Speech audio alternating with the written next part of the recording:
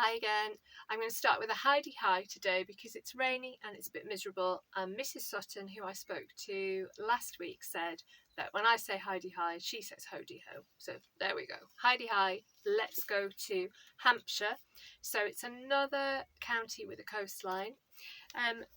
From where we live, we need to head south and then we need to head a little bit to the west as well. So we're on the south coast of England, where we've got the English Channel.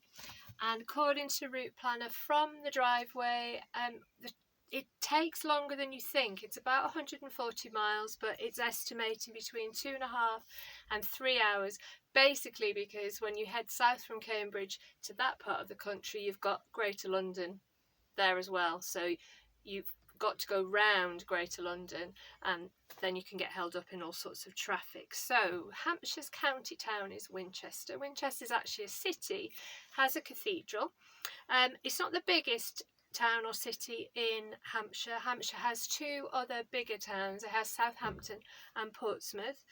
Something of note in Winchester itself is a famous statue of King Alfred the Great.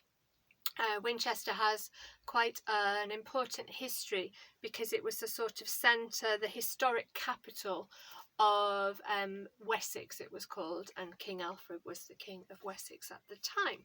So, glasses on, let's have a look at the notes that I've made. I found out that this county has a varied geography. So it has some upland, so it says to a height of 286 metres above sea level.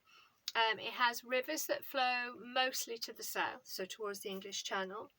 This county actually has two national parks. It has the New Forest and it also has part of the South Downs National Park in Hampshire itself. We talked about the South Downs when we looked at East Sussex. You might remember that they're chalk hills, and what I should have said, and I didn't at the time, is those chalk hills, when you get to the actual coastline, that's what creates the white cliffs, because they're chalk cliffs. So you can see white cliffs along lots of the southern coast, and you can also see white cliffs on the Isle of Wight, which is an island off the mainland of England that you can see from parts of Hampshire as well. The New Forest is quite a different landscape, really pretty. It's unenclosed pasture land, and you get horses and ponies walking around the New Forest. So as you drive along, there are sometimes big groups of them, sometimes single groups of them. They're not quite wild horses. You'd probably call them semi-feral, so kind of half wild is what that means. Right, some fun facts. Let's have a look.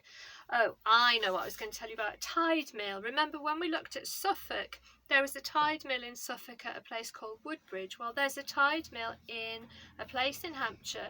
It's been there for 900 years. The place is called, I think it's Elling or possibly Ealing, E-L-I-N-G.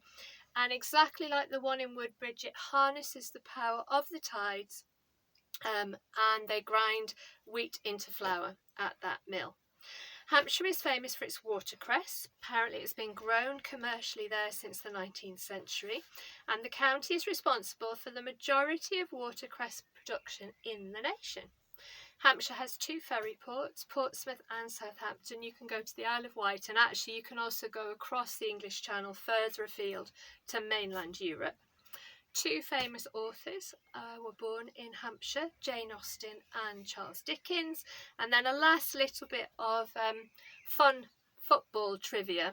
A little fact I found out, it's not particularly geographical, but I'm going to read it anyway. It's about Portsmouth Football Club. Portsmouth Football Club hold the title for being FA Cup champions for the longest uninterrupted time. So not Manchester United, not Liverpool, not Chelsea, not any of the clubs you might have thought would be FA Cup champions for the longest uninterrupted time. There's a reason for it. They won the FA Cup in 1939 when they beat Wolverhampton Wanderers, and then of course it was the beginning of the Second World War, so the FA Cup championship was actually cancelled for 7 years, so they held on to the cup for all that time.